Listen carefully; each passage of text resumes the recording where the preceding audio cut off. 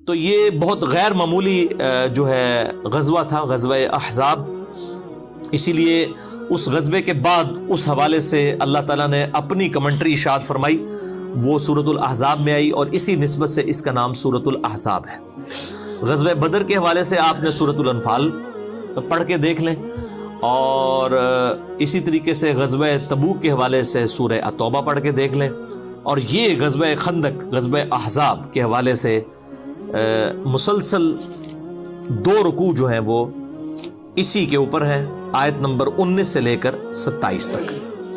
تو اس کا پس منظر بھی آپ سمجھ لیں کہ غزوہ احد میں مسلمانوں کی جو 3 ہجری کے اندر واضح جو فتح تھی وہ شکست میں بدل گئی، صرف چند لوگوں کے ڈسپلن لوز کرنے کی وجہ سے، اور اس کی وجہ سے تھوڑا سا کافروں کو حوصلہ پیدا ہو گیا. لیکن نبی صلی اللہ علیہ وآلہ وسلم نے فوراً ہی اس کو اوور کم کر لیا، اور غزوہ احد سے جب واپس جا رہے تھے ابو سفیان اور اس کی پارٹی کے لوگ، اس وقت تک وہ مسلمان نہیں ہوئے تھے، تو آپ صلی اللہ علیہ وآلہ وسلم نے اصحاب رسول کو پیچھا کرنے کے لیے بھی بھیجا تاکہ ان کے اوپر ڈیٹرنس قائم رہے. اب اسی دوران جو مدینے میں یہودیوں کے قبائل آباد تھے، بیسیکلی 3 بڑے قبائل تھے یہودیوں کے. ایک تھا بنو قینقاع جو کہ خیبر کے اندر آباد تھا، اور دوسرا بنو نضیر، نون ضاد یا را، اردو میں نزیر بھی کہہ سکتے ہیں.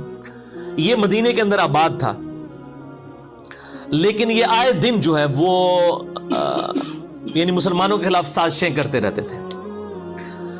تو اس کا جو سردار تھا حیی ابن اخطب، یہ وہی ہے جن کی بیٹی ہیں سیدہ صفیہ رضی اللہ تعالی عنہا وسلام اللہ علیہا، جو ام المؤمنین ہے. تو وہ نبی صلی اللہ علیہ وسلم کی بیوی بعد میں بنی. ان کے اوپر بھی میرا پورا کلپ جو کافروں کے اعتراضات ہیں سیدہ صفیہ کے نکاح کے حوالے سے، وہ آپ لکھیں تو میرا یوٹیوب کے اوپر کلپ بھی کھل جائے گا. تو حیی ابن اخطب جو ہے بنو نزیر کا سردار تھا، یہ آئے دن مسلمانوں کو یعنی آپ کہیں کہ کچھ نہ کچھ انگیج کر کے رکھتے تھے، سازشیں کرتے رہتے تھے. تو آپ صلی اللہ علیہ وآلہ وسلم نے ایز اے لاسٹ ریزارٹ ان کو پہلے تو سمجھایا کہ ایک طرف تم نے جو ہے میثاق مدینہ کیا ہوا ہے، اوپر سے جو ہے تم اندر سے ہی مسلمانوں کی جڑیں کاٹ رہے ہو. الٹیمیٹلی آپ صلی اللہ علیہ وآلہ وسلم نے باقی لوگوں سے، باقی قبیلوں سے جو معاہدے تھے ان کے ساتھ ڈسکشن کرنے کے بعد ان کو جو ہے وہ شہر بدر کر دیا، مدینہ شریف سے نکال دیا. اب یہ بھی جا کے خیبر کے یہودیوں کے ساتھ، بنو قینقاع کے ساتھ جا کے آباد ہو گئے. اور تیسرا قبیلہ جو تھا وہ بنو قریظہ تھا، اور وہ مدینے کے اندر ہی آباد تھا. ان کے ساتھ مسلمانوں کا معاہدہ تھا اور وہ اس معاہدے کی پاسداری بھی کیا کرتے تھے. ان کو مدینے سے نہیں نکالا گیا. بنو نزیر کو نکال دیا گیا. بنو قینقاع جو ہے وہ پہلی خیبر میں آباد تھے. ان کی تو شامت پھر آئی نا 7 ہجری کے اندر غزوہ خیبر میں، اور ان کا بھی سارا اللہ تعالیٰ نے مسلمانوں کو فتح بھی دے دی ان کے اوپر. بہرحال یہ جب باہر چلے گئے، انہوں نے باہر سے سازشیں کرنا شروع کر دی. جو مشرکین عرب کے قبیلے تھے، بنو اسد، بنو غطفان اور دوسرے قبائل کے ساتھ، اور ادھر سے جو ہے وہ ابو سفیان اور ان لوگوں کو خطوط لکھ کے کہ جی ایک بار ہم سب کے سب جمع ہو کے مسلمانوں کو، چونکہ ان کو نظر آ رہا تھا اب یہ نئی ایک پاور لانچ ہو رہی ہے، اور قبائلی سسٹم کے اندر وہ ہر قبیلہ جو اپنی پاور کو قائم رکھنا چاہتا تھا. انہوں نے کہا یہ تو اب ایک اس اتنے ڈائنامک انداز میں پاور لانچ ہو رہی ہے، اور یہاں پہ جو سردار ہے وہ صرف سردار نہیں ہے بلکہ اس کے لیے لوگ جان چھڑکتے ہیں، اس کو پیغمبر مانتے ہیں اللہ کا، سیدنا محمد رسول اللہ صلی اللہ علیہ وآلہ وسلم کو. انہوں نے کہا جی ایک آخری کوشش کرتے ہیں مسلمانوں کا جو ہے نا یہ معاملہ جو ہے ہمیشہ کے لیے ختم کر دیا جائے. تو انہوں نے بنو نزیر نے، بنو نضیر، انہوں نے سازشیں کرنی شروع کر دی مسلمانوں کے خلاف، اور مشرکین عرب کو بھی اکٹھا کر کے، اسی لیے اسے غزوہ احزاب کہا جاتا ہے. اس میں 1 درجن سے زیادہ جو ہے عرب کے قبائل جو ہیں وہ شامل ہوئے مسلمانوں کے خلاف. یا معشر قریش، لئن اختلفنا في الدين فإننا نجتمع على عدو واحد محمد واصحابه. اب ظاہر ہے کہ نبی صلی اللہ علیہ وآلہ وسلم ایک صرف ریلیجس لیڈر نہیں تھے، آپ ایک بہت اچھے پولیٹیشین بھی تھے اور ایک بہت اچھے فوجی جرنیل بھی تھے، اور آپ صلی اللہ علیہ وآلہ وسلم سارے معاملات کو پیرلل میں لے کے چل رہے تھے. آپ کو پتہ چل گیا کہ یہ ساری سازشیں کر رہے ہیں. اما غطفان فعاقدناهم على ان يمدونا ب6,000 مقاتل ونعطيهم كل تمر خيبر لسنة واحدة، فقبلوا منا وقد قلنا فقولوا. تو آپ صلی اللہ علیہ وآلہ وسلم نے صحابہ کرام علیہم رضوان سے اوس اور خزرج جو مین قبائل تھے مدینے کے، اوس کے سردار سیدنا سعد ابن معاذ اور خزرج کے سیدنا سعد ابن عبادہ رضی اللہ تعالی عنہما، ان سے مشورہ کیا اور باقی لوگوں سے مشورہ کیا کہ اب ہمیں کیا کرنا چاہیے. بہرحال کنسنسس کے ساتھ سیدنا سلمان فارسی رضی اللہ تعالی عنہ علیہ السلام، جو پرشین امپائر میں سے ہجرت کر کے فارس میں سے یہاں پہ آئے ہوئے تھے، انہوں نے مشورہ دیا کہ ہم وہاں پر جنگوں کے لیے اپنے مخالفین کا راستہ روکنے کے لیے خندق کھودتے ہیں. تو خندق کھود کر مدینہ کا دفاع کیا جائے، مدینے سے باہر نکل کے ان سے نہ لڑا جائے، کیونکہ یہ تعداد میں وہ 10,000 کے قریب تھے، مسلمان تو صرف 3,000 تھے. إنا كنا بأرض فارس إذا تخوفنا الخيل خندقنا عليها فلا تصل إلينا أو ننضحها بالنبل. تو ان 10,000 کا مقابلہ اس طریقے سے کرنا بہت مشکل ہے، اور پھر جغرافیکلی جو ہے وہ آپ سمجھ لیں کہ ان کی لوکیشن ایسی تھی مسلمانوں کی مدینہ شریف کی کہ شمال کی طرف ہی خندق کھودنی پڑی. باقی مسلمانوں کی پشت پہ یعنی جنوب والی سائیڈ کے اوپر اونچے اونچے پہاڑ تھے، اسی طریقے سے لیفٹ سائیڈ کے اوپر بھی جو ہے وہ یعنی مغرب کی طرف بھی چٹیل پہاڑ تھے، وہاں سے کوئی جنگی مہم روانہ نہیں کی جا سکتی تھی. اور اسی طریقے سے جو یعنی مغرب والی سائیڈ پہ، اور جو مشرق والی سائیڈ ہے اس کے اوپر قبائل آباد تھے جن کے ساتھ مسلمانوں کے معاہدے تھے. انہی قبائل میں سے ایک بنو قریظہ بھی تھا. یہاں سے بھی خطرہ کوئی نہیں تھا کہ یہاں سے کوئی حملہ کرے گا، یہاں پہ ان کے بڑے بڑے قلعے تھے، الا یہ کہ کوئی قبیلہ یہاں سے بد عہدی کر دیتا، اور وہی ہوا، بنو قریظہ نے بد عہدی کر دی. ما خبر نمي إلينا أحقا تهمون بنقض عهدكم مع رسول الله؟ من رسول الله؟ لا عهد بيننا وبين محمد ولا عقد. قتلكم الله. أما كنت والأوس أحلافكم ندفع عنكم ونحفظ ذمتكم. یعنی مسلمان بالکل سیف تھے، صرف شمال والی سائیڈ کے اوپر انہوں نے ایک خندق کھودنی تھی. اور اس حوالے سے آپ نے یہ پورا نقشہ اگر وغیرہ دیکھنا ہو تو جو مولانا مودودی رحمہ اللہ تعالیٰ نے تفہیم القرآن لکھی ہے وہ کمال ہے. انہوں نے ساتھ ساتھ ساری چیزیں یہ اس کانٹیکسٹ میں بیان کی ہیں. اور اگر آپ نے پریکٹیکلی چیز دیکھنی ہے تو عمر سیریز دیکھیں. میں بار بار کہتا ہوں قطر والوں نے اتنا بڑا کام کر دیا ہے کہ پوری اسلامک ریولوشن نبی صلی اللہ علیہ وآلہ وسلم کے اعلان نبوت سے 6 سال قبل سے سٹارٹ کر کے سیدنا عمر رضی اللہ تعالیٰ عنہ علیہ السلام کو سینٹرڈ کرتے ہوئے رومن اور پرشین امپائر کے گرنے تک ٹل سیدنا عمر کی شہادت تک، یہ پوری ویڈیو ریکارڈنگ 30 ایک ساتھ میں عمر سیریز انگلش سب ٹائٹل کے ساتھ آ چکی ہے. بلکہ ایک ادھ کلپ ہم نے جو ہے وہ اردو میں بھی اس کو سب ٹائٹل کے ساتھ چڑھایا تھا. یوٹیوب والے تو اس کو بین کر دیتے ہیں کاپی رائٹس کی وجہ سے. باقی فیس بک پہ الحمدللہ ملینز آف پیپل تک وہ ہمارا کلپ پہنچا ہے. اور وہ ایک واقعہ سیدنا عمر کی زندگی کا ہم نے اس میں جو ہے وہ اسی میں سے فلم میں سے نکالا تھا. بہت کمال کام کیا. اور اس فلم کے جو کنسلٹنٹ کوئی عام نتھو خیرے لوگ نہیں ہیں، بلکہ انٹرنیشنل لیول پہ جو مسلمانوں کے علماء ہیں، یوسف القرضاوی صاحب مفتی اعظم قطر، 90 سال کے قریب ان کی عمر ہے. مولانا مودودی رحمہ اللہ تعالیٰ کا جنازہ بھی انہوں نے پڑھایا تھا. اور ان کے شاگرد ہیں ڈاکٹر علی سلابی، جنہوں نے سیدنا ابوبکر، عمر، عثمان و علی رضی اللہ عنہم اجمعین پہ اتنی موٹی جو ہے عربی میں کتابیں ان کی بایوگرافی پہ لکھی ہیں. اور آج دارالاسلام پبلیکیشن انہی کتابوں کو اردو میں ٹرانسلیٹ کر کے وہ مارکیٹ میں لے کے ہیں. ڈاکٹر علی سلابی، ان کی عمر تقریباً 55 سال کے قریب ہے. یہ یوسف القرضاوی کے شاگرد ہیں. یہ 2 بڑے ہسٹورین اور ورلڈ لیول پہ مسلمانوں کے علماء ہیں جن کی کنسلٹنسی کے ساتھ یہ عمر سیریز جو ہے وہ بنائی گئی ہے تاکہ اس میں کوئی غلط چیز نہ ہو لانچ. بہرحال اس میں یہ پوری ریولوشن آپ کو نظر آئے گی. اور یہ غزوہ خندق والا معاملہ بھی انہوں نے پورے کا پورا اس میں یعنی فلمایا ہے. تو سیدنا سلمان فارسی رضی اللہ تعالیٰ عنہ علیہ السلام کے مشورے کے ساتھ خندق کھودی گئی. کافی چوڑی خندق تھی. ایون یعنی گھوڑے کو بھی اگر کوئی ضرب لگا کے بھگا کے بھی اس کو پار کرنا چاہتا تو پار نہیں کر سکتا تھا. اور آج بھی مدینہ شریف میں اس خندق کے کچھ آثار موجود ہیں.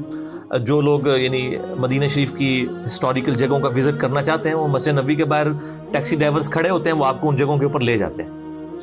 ابھی بھی اس خندق کے کچھ آثار باقی ہیں. اتنے چٹیل پہاڑوں میں اس زمانے کے اندر خندق کا کھودنا یہ بہت مشکل کام تھا. بہرحال مسلمانوں نے الحمدللہ جو ہے وہ تقریباً 12 سے 15 دن لگا کے یہ خندق کھود لی. اور یہ سائڈ بھی، اور عرب کے لوگوں کو پتہ ہی نہیں تھا کہ یعنی مسلمانوں نے مدینہ شریف کا دفاع کس طریقے سے کیا. ان کے تو ذہن و وہم و گمان میں بھی یہ طریقہ موجود نہیں تھا. وہ تو جب آئے تو ایک دم وہ ششدر رہ گئے کہ اب ان کے ساتھ کیا کریں، اور ان کو مجبوراً باہر ہی پڑاؤ ڈالنا پڑا. اور اب ظاہر ہے کہ اس طرف تو آ نہیں سکتے تھے، وہ اتنی بڑی خندق کو پھلانگے ہی نہیں جا سکتا تھا، خندق کے اندر ہی گریں گے، گر گئے تو اوپر سے ان کو تو صرف پتھر مار کے مارا جا سکتا تھا. تو تقریباً 25 دن تک انہوں نے پڑاؤ کیا، اور سخت سردیاں تھیں، اور پھر آپ کو پتہ ہے سردیاں ہوں ریگستانی علاقے کی تو رات کے وقت تو لگ پتہ جانا ہے جنہوں کے اندر ہے. تو بہرحال اللہ تعالیٰ نے غیبی مدد فرمائی، پھر ٹھنڈی ہوائیں چلیں، ان کے خیمے تک اکھڑ گئے سردی کی وجہ سے. وہ 25 دن کے پڑاؤ کے بعد جو ہے وہ وہاں سے چلے گئے، اور اللہ تعالیٰ نے بغیر جنگ کے مسلمانوں کو فتح عطا فرمائی.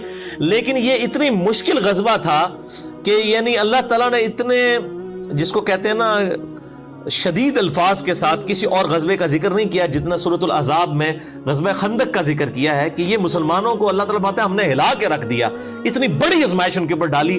اور یہاں پر مومنین اور منافقین کا فرق بالکل ظاہر ہو گیا، کیونکہ موت سامنے نظر آ رہی تھی. تو منافقین جو ہے وہ ان کا نفاق کھل کے ان کی زبانوں سے نکلنا شروع ہو گیا.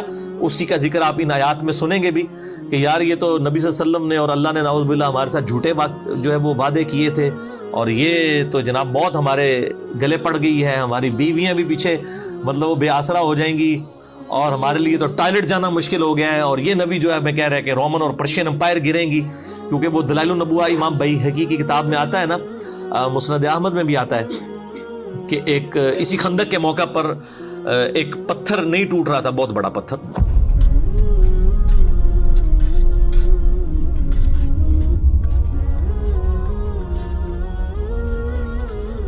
غلظت علي هذه الصخرة فلا يبلغ منها هذا المعول.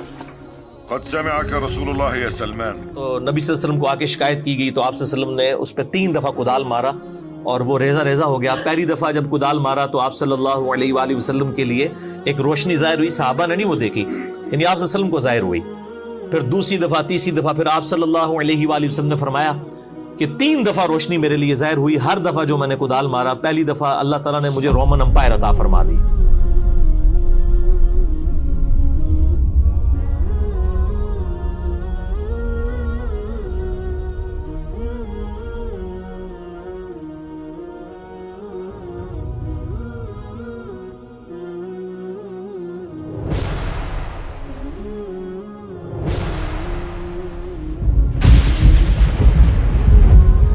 اس کے خزانے جو ہیں وہ اللہ تعالیٰ نے مجھے عطا فرما دیے. دوسری دفعہ مارا فرمایا اللہ نے مجھے پرشیا بھی عطا فرما دیا، دوسری سپر پاور بھی گئی.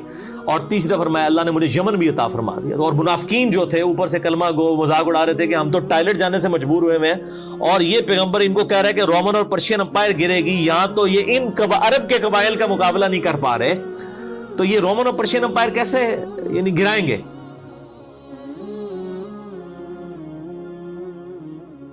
ابشروا واصبروا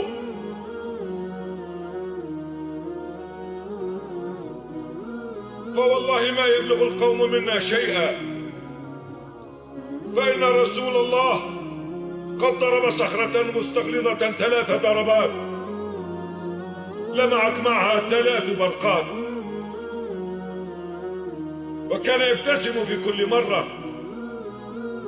فلما سألناه قال أما الأولى فإن الله فتح علي بها الشام والله إني لأبصر قصورها الحمر إن شاء الله.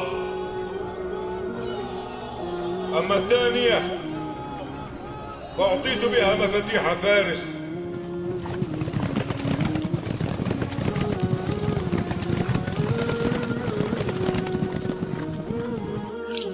أخيرا الحيرة. اللهم أنجز وعدك ووعد رسولك. فوالله لقد سمعته يبشر بها أول ما جهر بدين الله وهو مستند بظهره إلى الكعبة يد الناس وهم بين مصدق ومكذب ومستهزئ. ولم يخطر لي على بال عندئذ أنني سأكون أول من يشهدها وأن الله يرويها. اللهم منك العفو على ما فات مني ولك الحمد على ما أعطيت. والله إني لأبصر قصر المدائن الأبيض. وأما الثالثة فأعطيت بها مفاتيح اليمن والله إني لأبصر أبواب صنعاء من مكاني هذا، فإن كنتم مؤمنين حقا وصدقتم رسولكم فما يغركم اليوم ما تلقون، وقد علمتم علم اليقين ما جعل الله لكم في قابل الأيام. صدق عمر والله لقد كان الذي قال. حالانکہ یہ 5 ہجری کا واقعہ ہے، 12 سال کے اندر رومن اور پرشین امپائر گر گئی تھی. یہ اللہ تعالیٰ کی ایک غیر معمولی مدد تھی نبی صلی اللہ علیہ وآلہ وسلم اور آپ کے جانثار صحابہ کرام علیہم رضوان کے ساتھ. تو بہرحال اس خندق کو کراس نہیں کر سکتا تھا. بہرحال ایک شخص تھا عمر ابن عبد ود، یہ عرب کا ایک مشہور جو سمجھ لیں کہ آپ جنگجو انسان تھا.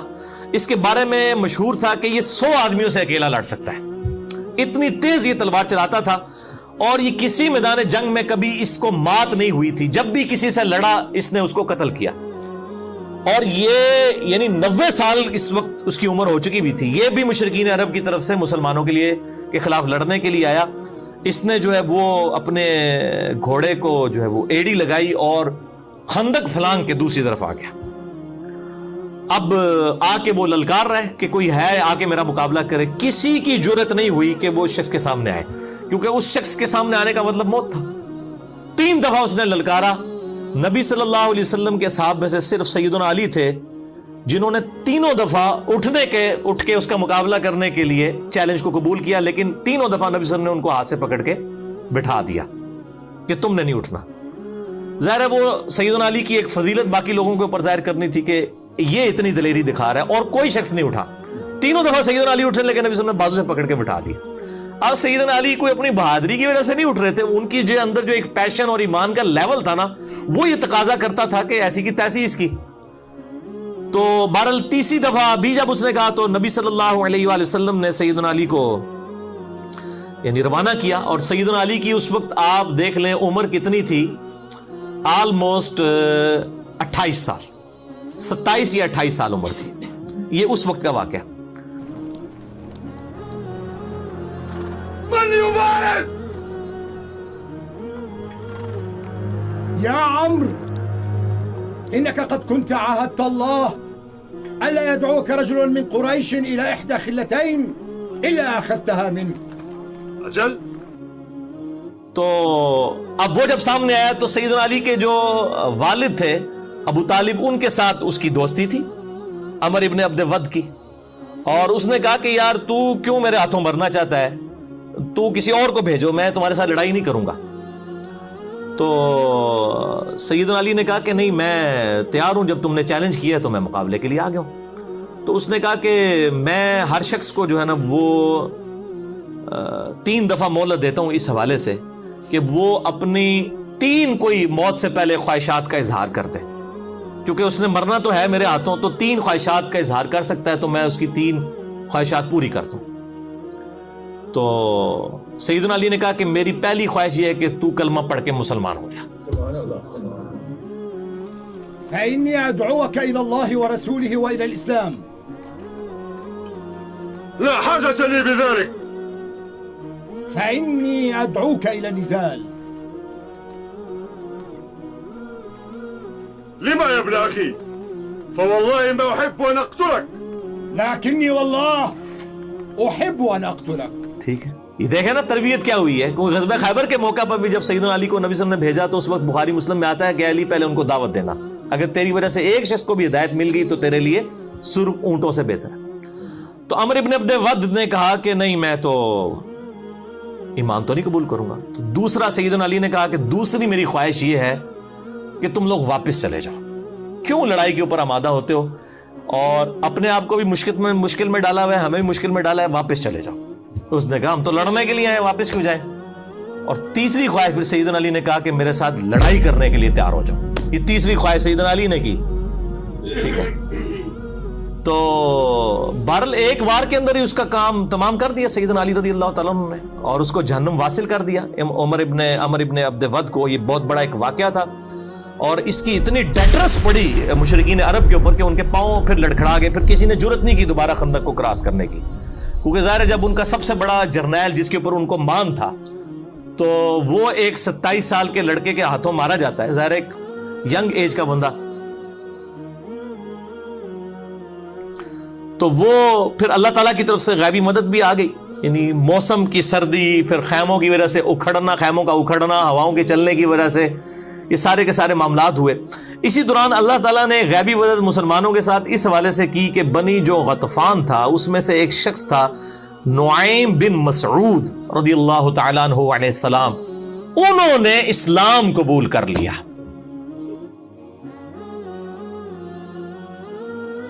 من الرجل؟ نعيم بن مسعود من غطفان. ويلك ما جاء بك وقومك قد صنعوا بنا ما صنعوا. ألست ابن الخطاب؟ خذني إلى رسول الله.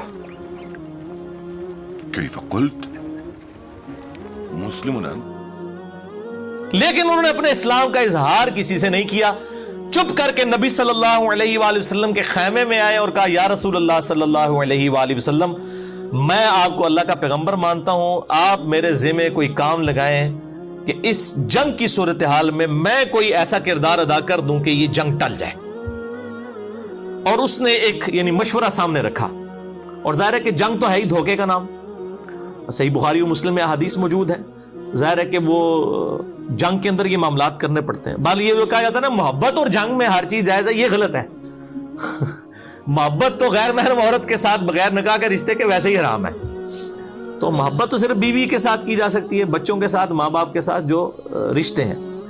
تو جنگ کے اندر البتہ جنگ دھوکے کا نام ہے، اس میں دھوکہ دیا جا سکتا ہے، لیکن دھوکے میں بھی یعنی کوئی عہد کی خلاف ورزی نہیں کی جا سکتی. وہ مسئلہ نمبر 87 میرا ریکارڈڈ ہے اسلامی ڈیموکریسی کے اوپر اور اسلامی حکومت کو چلانے کے جو 3 بنیادی اصول ہیں اس حوالے سے. تو اب نعیم ابن مسعود رضی اللہ تعالیٰ عنہ نے بال کنسنسس کے ساتھ، ان کا ایک مشورہ تھا، آپ صلی اللہ علیہ وآلہ وسلم نے پسند فرمایا، اور یہ سب کچھ عمر سیریز میں انہوں نے فلمایا ہے اور آپ کو اس زمانے میں پہنچا دیا جی انہوں نے. اور غزوہ خندق میں وہ کس طریقے سے معاملہ. بنو قریظہ جو تھے ان کو جو ہے وہ مشرکین عرب نے اور یہودیوں نے مل کے کہا کہ بھئی ہم نے جنگ تو جیتی جانی ہے، تو تم لوگ جو ہے نا ہمارا ساتھ دو اور نبی صلی اللہ علیہ وسلم کے ساتھ بد عہدی کرو، اس طرح سے ہمیں انٹر ہونے دو تاکہ جو ہے وہ ہم ان کو ختم کریں، اس کے بعد مدینے کے حاکم تم بن جاؤ گے. انہوں نے جو ہے وہ بد عہدی کر دی مسلمانوں کے ساتھ، اور ظاہر ہے یہ سیدھی سیدھی مسلمانوں کی موت تھی ان کا بد عہدی کرنا، کیونکہ پھر تو وہاں سے کافر جب انٹر ہو جاتے تو مسلمان اس کے لیے تیار ہی نہیں تھے. یعنی یہ سائیڈ تھی آپ سمجھ لیں مشرق والی، شمال کی طرف خندق کھودی بھی تھی، مشرق کی طرف بنو قریظہ اور باقی قبائل تھے، اور مغرب والی سائیڈ کے اوپر اور پیچھے جنوب اس طرف چٹیل پہاڑ تھے، یہاں سے تو خطرہ نہیں تھا. بنو قریظہ کی بد عہدی جو ہے نبی صلی اللہ علیہ وآلہ وسلم تک خبر پہنچ گئی کہ یہ تو مطلب اندر خانے کچھ کر رہے ہیں. آپ صلی اللہ علیہ وآلہ وسلم نے جو ہے وہ سعد ابن عبادہ کو اور کچھ اور لوگوں کو، ابو عبیدہ ابن جرح کو، ان لوگوں کو بھیجا کہ جا کے یہ یعنی تحقیق کرو. اور پھر آپ نے فرمایا کہ دیکھنا یہ ڈائریکٹلی مجھے ہی آ کے کان میں بتانا، اگر مسلمانوں کو پتہ چلا کہ انہوں نے بد عہدی کی ہے تو شاید ان کے حوصلے پست نہ ہو جائے. تو آپ صلی اللہ علیہ وآلہ وسلم کو انہوں نے اشارتاً آ کے بتا دیا کہ یہ تو انہوں نے بد عہدی کر دی ہے. تو اسی دوران اللہ تعالیٰ نے غیبی مدد کی نعیم ابن مسعود والی رضی اللہ تعالیٰ عنہ. ان کو ابھی لوگوں کو نہیں پتا تھا کہ مسلمان ہو چکے ہیں. انہوں نے کیا کیا، یہ بنو قریظہ کے پاس چلے گئے اور ان کو جا کے کہا کہ دیکھو میں تمہارا بڑا ہمدرد ہوں، تم سے میری پہلے کی دوستی ہے. اب ان کو نہیں پتا یہ مسلمان ہو چکے ہیں، اور دیکھو تم نے یہ جو نبی صلی اللہ علیہ وسلم کے ساتھ یعنی محمد کے ساتھ صلی اللہ علیہ وآلہ وسلم، نبی تو نہیں انہوں نے کہا ہوگا، بد عہدی کی ہے، تو ان تک یہ بات پہنچ چکی ہے. اور یہ دیکھ لینا کہ یہ قریش کے ہیں، الٹیمیٹلی قریشیوں نے قریش کا ہی ساتھ دینا ہے، ابو سفیان وغیرہ نے. جنگ اگر یہ لوگ ختم ہو گئی، جنگ اسٹیبلش نہ ہوئی، یہ واپس چلے گئے تو پیچھے مسلمانوں نے تمہارا کچومر نکال دینا ہے. تو اس کا حل یہ ہے، اور یہ اندر سے انہوں نے پلان کر لیا ابو سفیان نے اور مسلمانوں نے مل کے اس حوالے سے، یعنی ان کو دل ان کا اس طرف سے انہوں نے کھٹا کیا. تو اس کا حل یہ ہے کہ تم جو ہے وہ مشرکین عرب سے یہ کہو کہ اپنے 8-10 جو سردار ہیں نا وہ ہمارے حوالے کرو رہن کے طور پر. فلا تقاتلوا مع القوم حتى تأخذوا منهم رهنا من أشرافهم يكونون بأيديكم ثقة لكم على أن تقاتلوا معهم محمدا حتى تناجزوه. قد أشرت بالرأي. کیونکہ کل کو تم لوگ تو چلے جاؤ گے, مسلمانوں نے پیچھے ہمارا چومر نکال دینا ہے, کیونکہ ہماری بد عہدی کی خبر پہنچ چکی ہے, اور بد عہدی کے اوپر ظاہر ہے کہ نہیں چھوڑا جائے گا. اس وقت تو قبائل کی سیدھی سیدھی موت تھی, کیونکہ دونوں میں سے ایک کی موت ہو سکتی تھی نا بد عہدی کی وجہ سے. تو انہوں نے مشورہ پسند کیا, اور ادھر اسی نعیم ابن مسعود نے جا کے مشرکین عرب سے کہہ دیا کہ بھائی یہ دھیان رکھنا, تم یہ بنو قریظہ کے لوگ جو ہیں تمہارے سردار, یہ نہ ہو کہ تم سے کوئی مانگ لے. انہوں نے اندر خانے محمد صلی اللہ علیہ وسلم سے پہلے ہی معاہدہ کیا تھا, یہ تمہیں اوپر سے کہہ رہے ہیں ہم عہد کی پاسداری توڑ دیں گے. اندر سے یہ نبی صلی اللہ علیہ وسلم کے ساتھ ملے ہوئے ہیں, اور یہ جو ہے گارنٹی کے طور پہ تم سے 8-10 سردار تمہارے مانگیں گے, تاکہ ان سرداروں کو نبی صلی اللہ علیہ وسلم کے حوالے کر کے اپنے اس عہد کی پاسداری کا یقین دلا دیں کہ ہم نے عہد نہیں توڑا. دونوں طرف انہوں نے ڈیفرنٹ ورژن دیے. بس وہی ہوا جناب, وہ جب پہنچے وہاں پہ سردار مانگنے کے لیے تو وہ انہوں نے کہا لو جی یہ تو گل بالکل صحیح نکلی ہے. انہوں نے کہا تسی سردار لے کے مار چھڑنے ساڑھے سردار, تو ہم نے سردار نہیں دینے. ولسنا مع ذلك بالذين نقاتل معكم محمدا حتى تعطون رهنا من رجالكم يكونون بأيدينا ثقة حتى نناجز محمدا. صدقنا نعيم ولا والله لا ندفع إليهم رجلا واحدا من رجالنا. الآن ثبت لنا صدق نعيم بن مسعود. لا والله لا نقاتل معهم حتى يعطون رهنا. اس کی وجہ سے ان کی آپس میں کنفیوژن ہوئی, اور وہ بنو قریظہ والا معاملہ جو ہے وہ ٹھپ ہو گیا. ان کو پتہ چل گیا کہ یار یہ تو مطلب واقعی تو چلے جائیں گے, پیچھے ہماری شامت آ جائے گی. اور اسی دوران پھر دوسری غیبی مدد آئی, جو سردیوں میں ٹھنڈی ہوائیں چلیں اور ان کے خیمے اکھڑ گئے, اور ظاہر ہے کہ ان کے پاس جو راشن تھا وہ بھی ختم ہونا شروع ہو گیا. بل مسلمان بھی بہت تکلیف سے گزر رہے تھے, ان تکلیف کا ذکر ابھی ان آیات کے اندر آئے گا. تو آپ حیران ہوں گے کہ مسلمانوں کو کس لیول تک آزمایا گیا. بہرحال الٹیمیٹلی اللہ تعالیٰ نے مسلمانوں کو اس حوالے سے سرخرو کیا. اور بخاری اور مسلم میں حدیث آتی ہے, جب وہ واپس چلے گئے تو نبی صلی اللہ علیہ وسلم اپنی زرہ اتارنے لگے تو سیدنا جبرائیل علیہ السلام آ گئے انسانی شکل میں. انہوں نے کہا یا رسول اللہ وہی تو فرشتوں نے اپنی زرہیں نہیں اتاری ہیں, آپ نے کیوں اپنی زرہ اتار دی ہے؟ بنو قریظہ سے بد عہدی کا بدلہ لینا ہے, کیونکہ وہ تو مسلمانوں کو مروانے لگے تھے, یہودیوں کا قبیلہ. تو آپ صلی اللہ علیہ وآلہ وسلم نے فرمایا, بخاری اور مسلم دونوں میں موجود ہے, آپ نے فرمایا کہ اب تم لوگ, آپ نے سیدنا علی کو اور کچھ اور اصحاب کو لشکر دے کر روانہ کیا, اور حکم فرمایا کہ عصر کی نماز نہیں پڑھنی مگر بنو قریظہ میں جا کر. يا معشر المسلمين يا معشر المسلمين إن الله قد أمر نبيه ألا يضع السلاح حتى يسير إلى بني قريظة. من كان سامعا مطيعا فلا يصلين العصر إلا في بني قريظة. اور یہ وہی حدیث ہے جس میں نے پہلے بھی کئی دفعہ بیان کیا کہ صحاب کے 2 گروہ ہو گئے, عصر کی نماز قضا ہو رہی تھی, کچھ لوگوں نے راستے میں پڑھ لی, کچھ لوگوں نے وہاں جا کے مغرب کے وقت میں عصر پڑھی کہ نبی علیہ السلام کا حکم تھا. بیسیکلی تو آپ یہ کہنا چاہ رہے تھے جلدی وہاں پہنچو, لیکن بعد میں آپ صلی اللہ علیہ وآلہ وسلم نے کسی کو کوئی اس پہ قدغن نہیں لگائی. جنہوں نے ظاہری حدیث کے اوپر الفاظ پہ عمل کیا ان کو بھی مطلب ان پہ بھی کوئی گرفت نہیں کی, اور جنہوں نے اس کی تھیم کو فالو کیا کہ راستے میں نماز پڑھ لی اور قضا نہیں ہونے دی, ان کو بھی کچھ نہیں کہا. بہرحال وہاں پر پہنچ گئے. اب بنو قریظہ کے لوگ, اب ظاہر ہے ان کو پتا تھا انہوں نے کیا حرکت کی ہوئی ہے. انہوں نے کہا کہ ہمیں نبی صلی اللہ علیہ وآلہ وسلم کا فیصلہ قبول نہیں ہے, ہمارے ساتھ اگر کوئی ثالثی والا کردار کرنا ہے اس حوالے سے تو سعد ابن معاذ جو اوس کے سردار ہیں, چونکہ وہ مدینے کے رہنے والے تھے, ان کے ساتھ ان کی دوستی بھی تھی زمانے جاہلیت کی. انہوں نے کہا کہ سعد ابن معاذ ہمارے لیے لینیٹ ویو رکھیں گے, حالانکہ وہ نبی صلی اللہ علیہ وآلہ وسلم سے فیصلہ کرواتے تو شاید ساروں کو ہی چھوڑ دیا جاتا, زیادہ زیادہ شہر بدر کر دیا جاتا ان کو. آپ صلی اللہ علیہ وآلہ وسلم کی طبیعت میں شفقت کا پہلو غالب تھا. بالوں نے خود اپنی موت کو آواز دی. سعد ابن معاذ جو تھے ان کو اس دوران گھٹنے میں تیر لگا ہوا تھا, بہرحال وہ اسی حالت میں, اور اسی میں انہوں نے دعا کی تھی کہ اے اللہ اگر آج کے بعد مشرکین عرب مسلمانوں پر چڑھائی نہیں کریں گے تو اے اللہ اسی زخم کو میرے لیے کھول دے اور شہادت کا باعث بنا دے کہ میں نے نبی صلی اللہ علیہ وسلم کا جتنا دفاع کیا اس حوالے سے مشرکین عرب کے خلاف میں نے جو ہے وہ حضور کا ساتھ دیا. اور یہی وہ شخص ہے سعد ابن معاذ جس کی وجہ سے مدینے میں نبی صلی اللہ علیہ وسلم اسٹیبلش ہوئے تھے. دعوت اللہ ان ابقى شيئا من حرب قريش ان يبقيني لها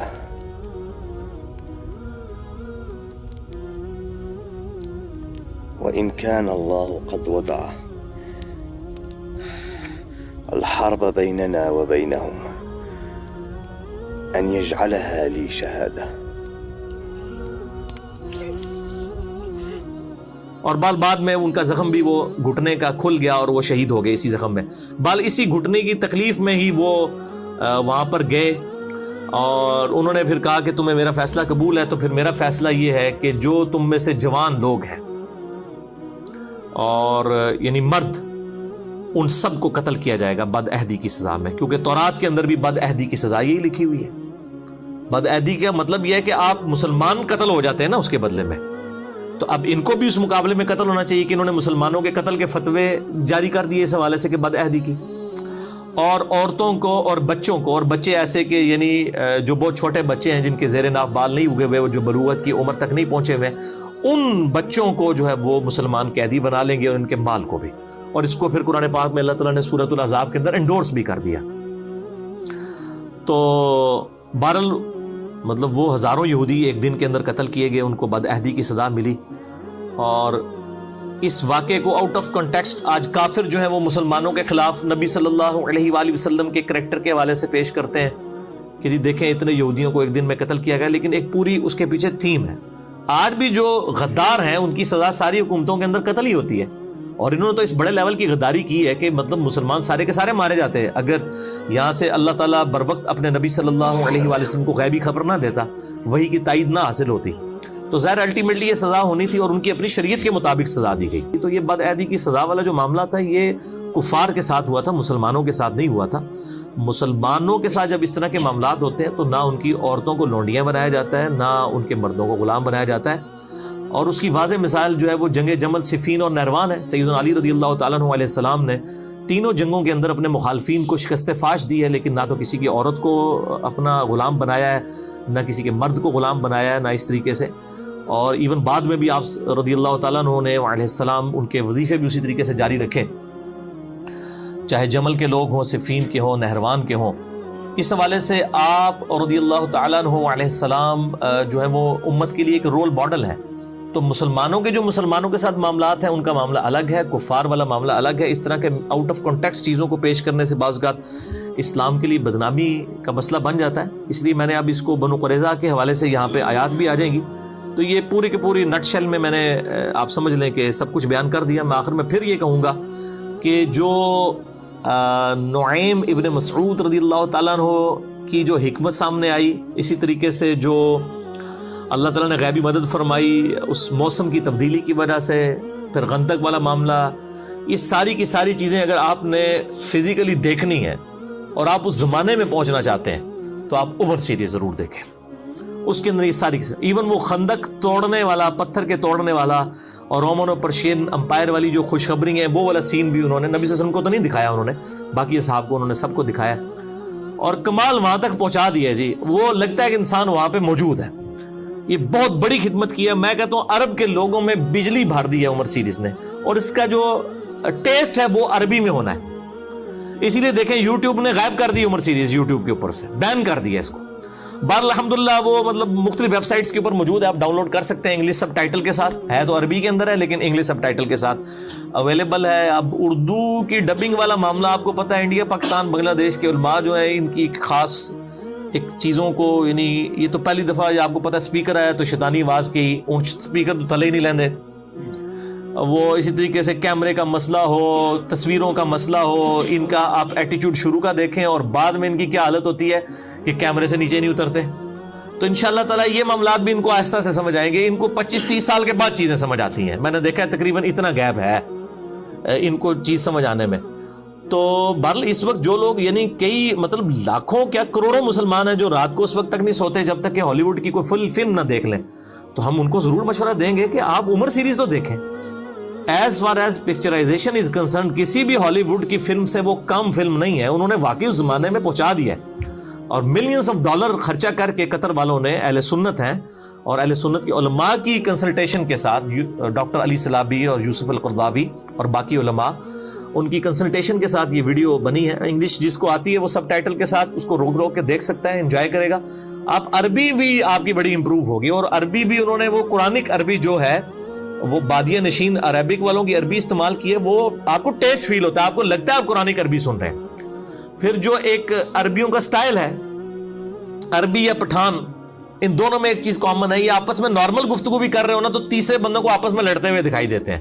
یہ ان کا نیچرل سٹائل ہے گفتگو کرنے کا. ابھی آپ عربی دیکھیں نا، بڑا تیز تیز اونچی آواز میں بولنا، حالانکہ وہ نارمل گفتگو کر رہے ہوتے ہیں. اس طرح ہمارے جو KPK کے جو لوگ ہیں ان کو بھی آپ دیکھیں گے تو انہوں نے وہی کلچر اڈاپٹ کیا ہے.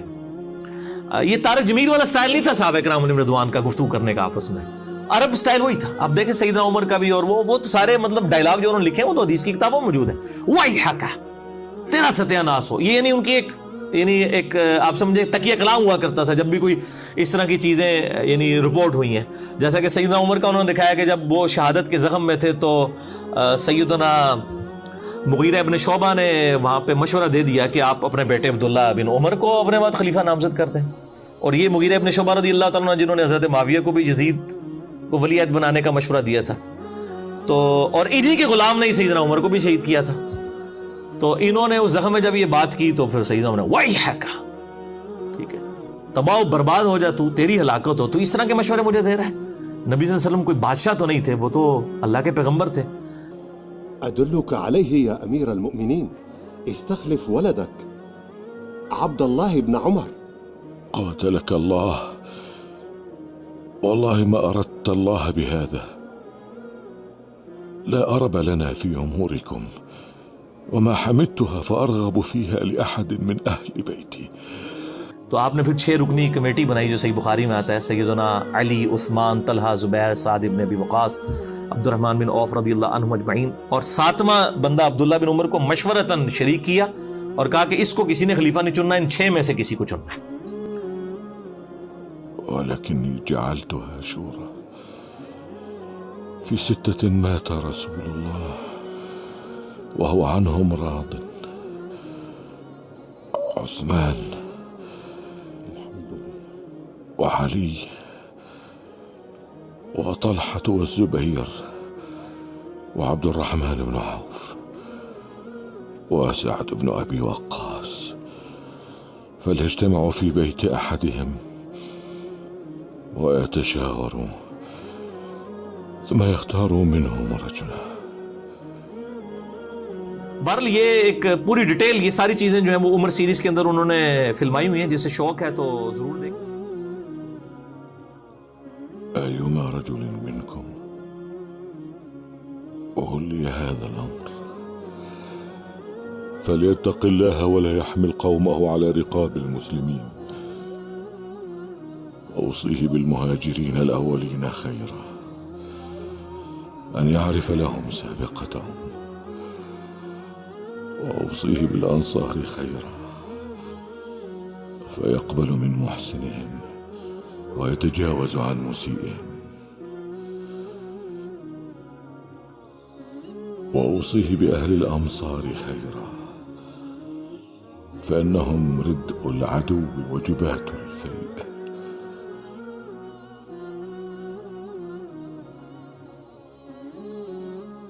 وأوصيه بأهل البادية خيرا فإنهم أصل العرب ومادة الإسلام.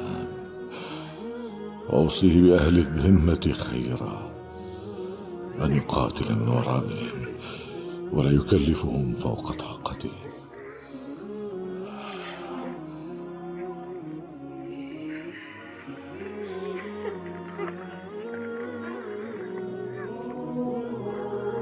وأناشدكم الله إلا ترحمتم على جماعة المسلمين فأجللتم كبيرهم ورحمتم صغيرهم ووقرتم عالمهم، ولا تضربوهم فيذلوا ولا تستأثروا عليهم بالفيء فيغضبوا، ولا تجعلوا المال دولة بين الأغنياء منكم، ولا تغلقوا أبوابكم دون الناس فيأكل قويهم ضعيفهم. هذه وصيتي إلى من يخلفني، وأشهد الله